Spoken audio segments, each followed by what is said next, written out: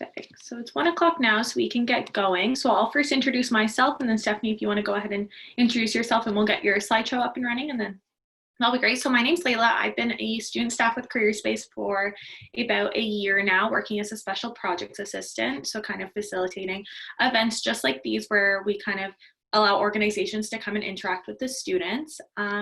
So here, I'll Thank you guys for all joining in on our presentation today and listening to a little bit about our Wildlife Center. So I know I've been introduced, but my name is Stephanie and I'm from Soper Creek Wildlife Rescue. We're actually Durham Region's only wildlife rehabilitation center, and we do a lot of outdoor education programming as well. So I'm going to go through today a little bit about our facility, the different type of things that we have options available, and we're actually very fluid in the abilities and the type of programs that we work with. So if anyone at the end of this has a great idea that maybe we haven't spoken about, we're always open to new ways to channel in and be able to just be able to help more people out there, whether it's through their schooling, through Trent, volunteer program, co-op placements, you know, teacher tutoring programs and all that fun stuff. So why don't we get started? Okay, so this is actually a picture of one of our bobcats who does a lot of our outreach programs when we go into the classrooms. Now I mentioned, you know, Soper Creek Wildlife Rescue. What is it exactly that we do? So the act of wildlife rehabilitation is something that is free to absolutely anybody in Durham region and even into Ontario. We receive phone calls from all over the place. And as being the only wildlife center for where we are, we actually cover a wider area than just Durham. So the closest wildlife centers, there's one in Pefferlaw, there's one in Toronto, and then there's one in Napanee. So we kind of cover that whole base in between. I know that there is Kawartha Wildlife as well that has just recently opened up, so that's fantastic. It's going to be able to take off the load of what we have to do. But our goal for the animals that come in is to actually release them back into the wild. So anything big and small other than cougars, black bears, and white-tailed deer, we take in. And the pictures that you see on the screen right now, you'll see little tiny baby birds that come in. We've actually hatched out many different species. Rabbits come in last year. My God, we had 324 of them. And then we do very few, but if there's an emergency, off-site rescues. And again, that's simply just because of our limited amount of resources that we have able to help us with it. So that little beaver that you see on the very end, we had someone reach out to us and say that there was an otter that was tangled up in fishing line at a local lake. So we had driven down, and when I got closer, I was actually standing on top of a beaver dam that was hidden amongst the pond. And you know, I ended up jumping in the water. We swam on out. We're able to cut him free, and we found out that obviously he's not an otter. He is a baby beaver. He stayed with us before. We worked closely with Aspen Valley Wildlife Center, where he went back and is still undergoing the wildlife process. For beavers, they're actually with a wildlife center for up to 3 years, so it's a really long process for them. And again, when I had someone with me, the woman who's holding the beaver was actually one of the students as well. So we do lots of different types of programming. She happens to be in vet school right now. So our goal, I had mentioned, we accept sick, injured, and orphan wildlife. We've done lots of endangered species, as you can see from the pictures. We actually had a golden bunny arrive at one point, and these are a picture of 3 of our merlins that come in. So big and small, we do care for almost everything, including little tiny mice. And I did mention that our goal is to release them back into the wild.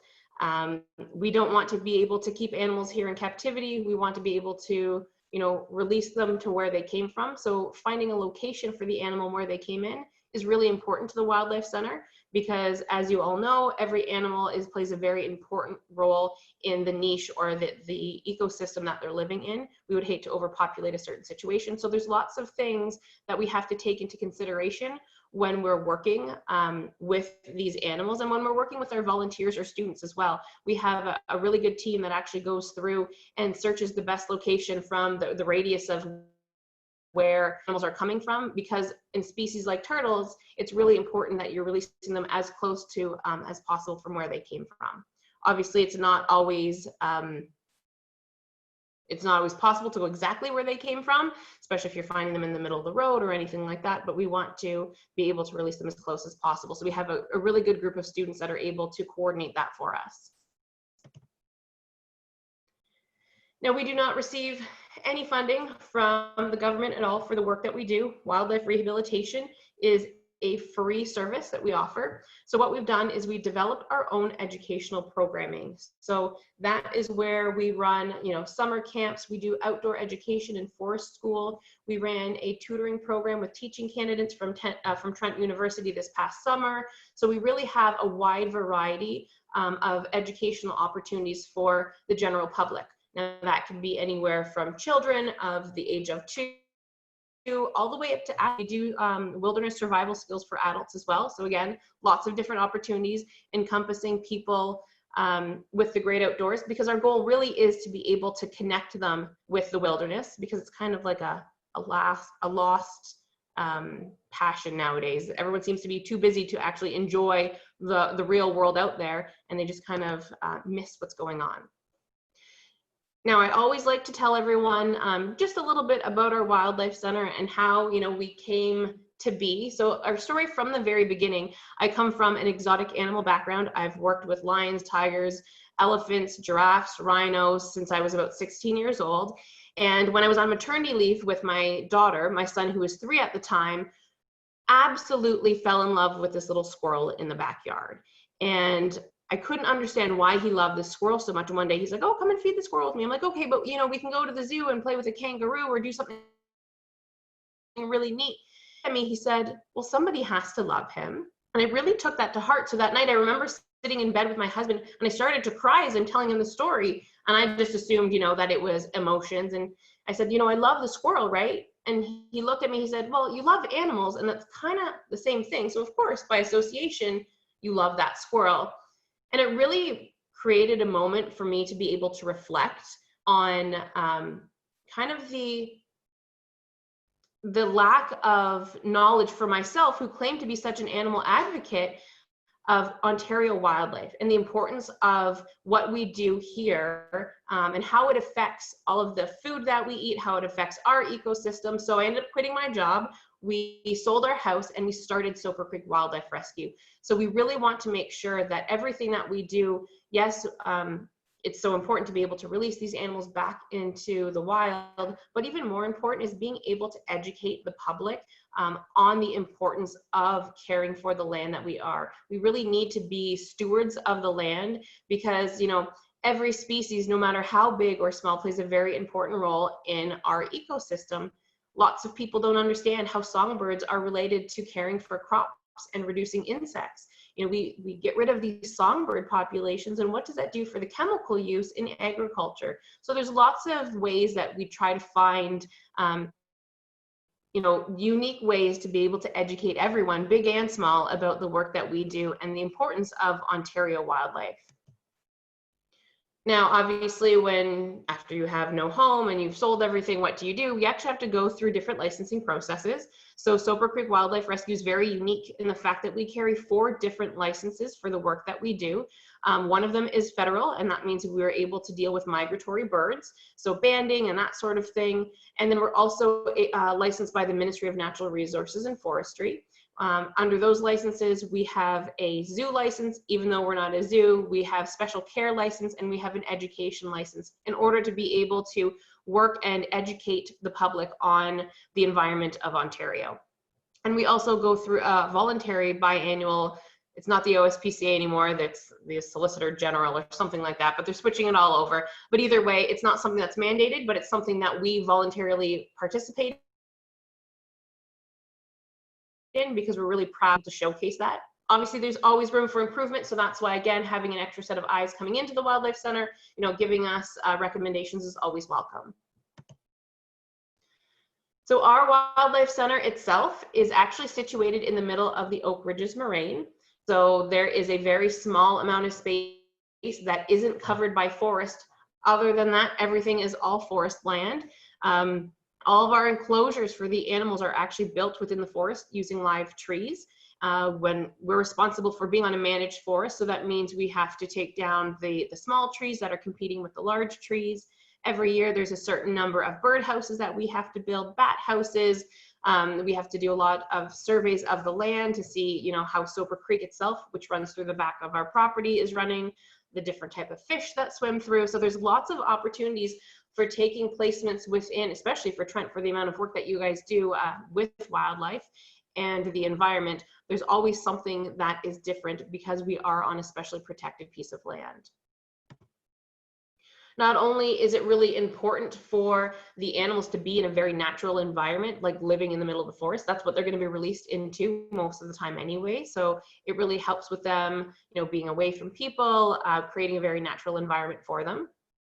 But we were actually able to fundraise last year, well, actually the last year and a half, and we were able to get 2 large portable schoolhouses that we've turned into buildings for animals that can't regulate their own temperature. So we have lots of students that come in, work specifically with the care of the animals that can't regulate their own temperature, whether they're injured or they're neonates living in like a NICU. So we have lots of opportunities for that as well. So it's kind of neat that we've been able to have these 2 buildings that are such needed for the care of these animals. Now this is a little video. I think the sound should probably play through it. This is just a very quick overview of our wildlife center, but I always like to show everyone, because when you think of, are you really in a forest? We're literally in a forest, and this kind of gives you a general feel of what we are and the work that we do.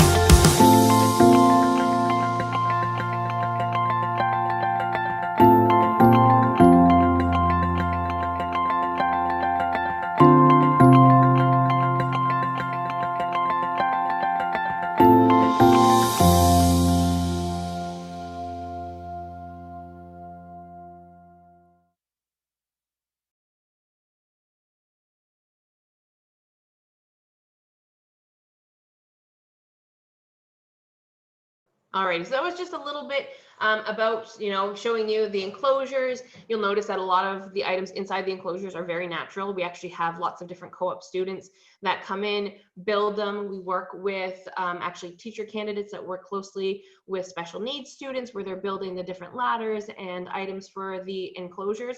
So they are not beautiful by any means, but they're beautiful to us because they are made by love. Now, another thing that lots of people kind of get confused at, they think, you know, a squirrel is really similar to a hamster, a skunk is similar to a cat, and they try to do a lot of wildlife rehabilitation at their own home.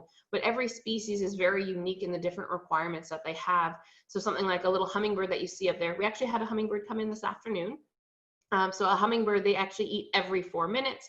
We have a specialized diet for skunks that we actually import from the States.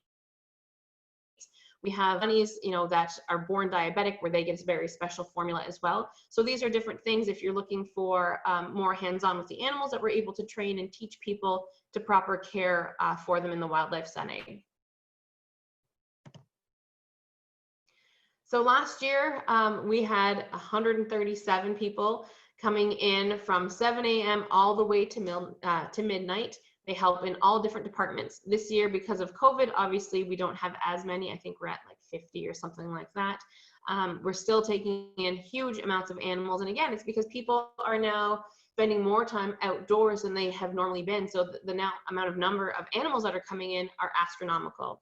We like to make sure that the departments for volunteering is very specific to what you're looking to offer for. That's why we like being able to come out to these opportunities and present, because what you may come up with a fantastic idea of how we're able to incorporate into your placement, into your, you know, field placement, co-ops, even just volunteering outside of school as well.